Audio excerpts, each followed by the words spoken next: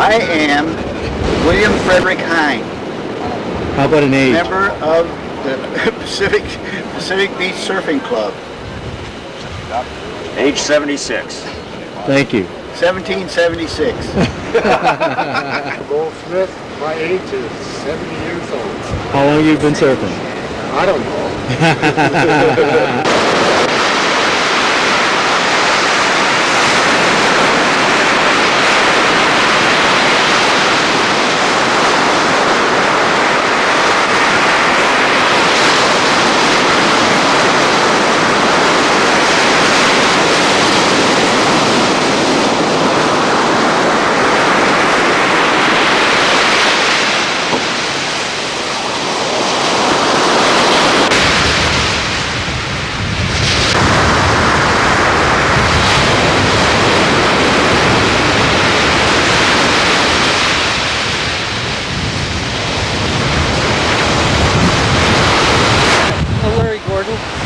Started surfing in about 1955 or 56, I can't remember when, and actually started surfing on surf mats first, and then my first surfboard was a woodboard, balsa woodboard, weighed about 42 pounds. Yeah, I tried working through it. I shouldn't have done that. That was me. Yes, I did. I'm Mac. I've been hanging around this place for quite a few years, I guess. Can't stop and talk, so I'm going to hit the water. All right. See ya.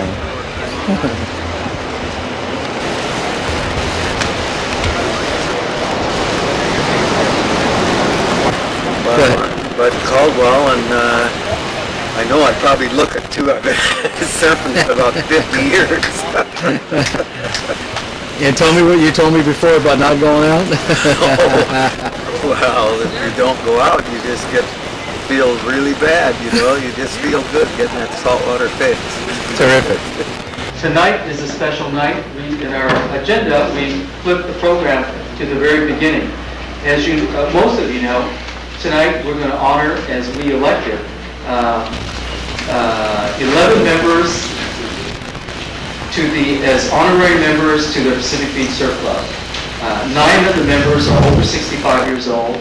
2 of them, Larry Gordon and Skip Fry, we elected because of their contribution from the Pacific Beach area to surfing worldwide. 2 of the members also to make 13 total honorary members elected.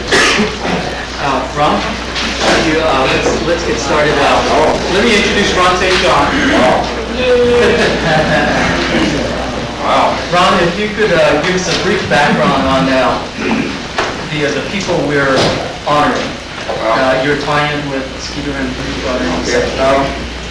I'm sure these guys are probably thinking the same thing that George Burns was when he was at the joint organization, and he said, I don't understand why anybody would want, or I don't think I'd want to belong to an organization that would want me as a member. You know? They're probably wondering why they'd be so honored. You know, surfers are somewhat a unique group of people. It's not just because they surf, it's because of a lifestyle and a mindset that they have. And because we are a member of a group, a member of a family, and these guys represent the roots of that family. They go back a long way and have a lot of pioneer in them. Skip, I think, said it best when he said that body of water out there is a fountain of youth. And these guys found it. Well, let's see, what do you want to do next? Let me show you a video. Because they're not here, you know, Bud and Joe. Bud and Joe did? Yeah.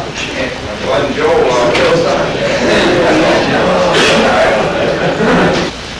enjoying life, enjoying the water. It's keeping us all young. That's all I got to say. Thank you very much.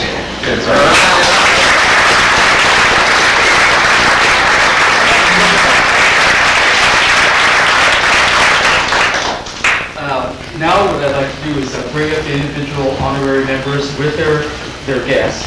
and we'll just pop.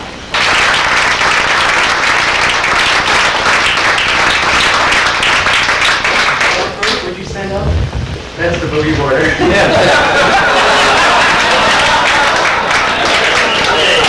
is one of the neatest guys I've ever met in my life.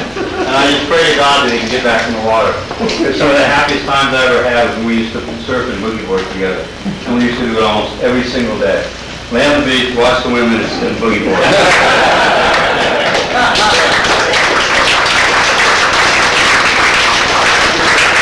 Before I bring up Don Oakey, let me show you something.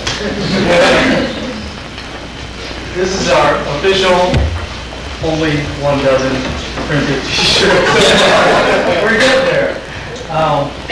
The photo was taken by Don Oakey.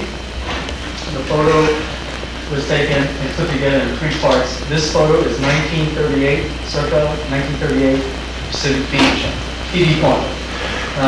Point of reference, I forgot the address, is on Seawoods Drive, but the stairs goes down this way towards the ocean now, and right where the shack is are the 2 houses with the clump of 3 palm trees. So when you see the 3 palm trees, think of the shack. Sure. But when we did it again, because it wasn't long enough, and we did it again when he got back from Costa Rica, it wasn't going to be as good as the original. So that's why you see the original on the shirt. It's very good. So Don's a contributor to that, from taking that photo. So with that, he also gave me another photo. The club would like to present to Don a framed copy of the shack, taking a look at east, and the photo with all the lines cleaned up. Okay.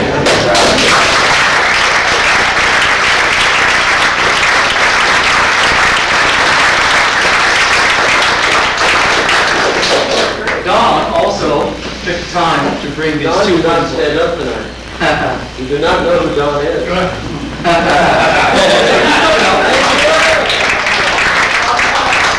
Hey Don, you also come on up because this is the last thing I'm going to tell you. He brought these 2 boards in. Very innovative.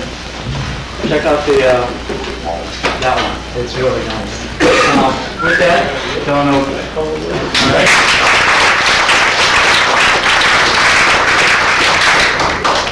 I think my greatest claim to fame is taking that picture you're saving it all these years. If I started in on my life history, I think we'd be here till several, early hours in the morning and everything.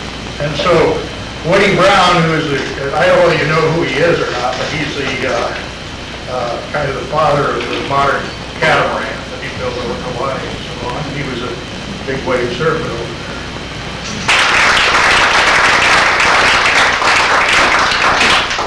Well, John, I met him on a streetcar. I knew he surfed, and I had to get acquainted with him, so I picked him up in a streetcar, and but he made arrangements for us to have our first surfing session. He says, let's do sunrise surfing at La Jolla Shores. So I said, okay. Well, anyway, we went down there, and when I came out of the water, in those days we didn't have wetsuits. Came out of the water, it was about April. Came out, I was just frozen. I couldn't even feel my feet. You know how it is. You guys go all in there. But, I said, you got any more good ideas? First, I'll call up Larry Gordon. I know his wife Gail is here also. Larry, would you come on up?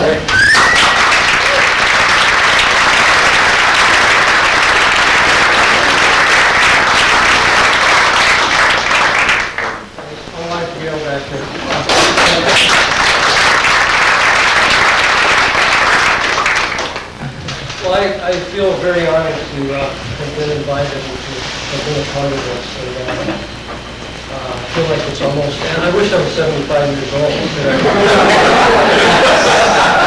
was growing an era that not many people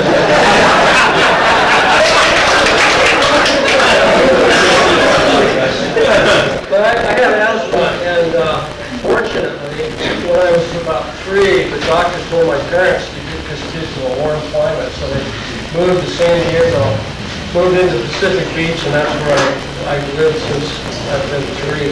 Grew up here, and it's pretty neat. The first time I ever remember seeing surfers, I didn't know what they were. They were at PV Point. My dad would drive out. We call it Honorary Point. It was right after the war. They had anti-aircraft guns mounted out there all during the war, and they took practice shots. After the war, we'd drive out there, and I'd see these guys sitting out there. I couldn't get my dad to stop long enough to see what they were doing. They were just sitting on these things. And it was several years after that that I found out what surfing really was all about.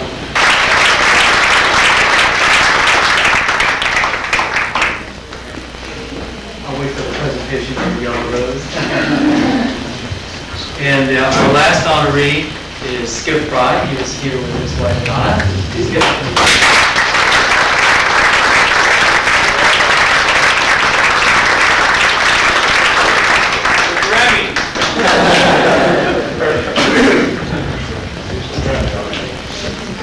Well, compared to all you guys.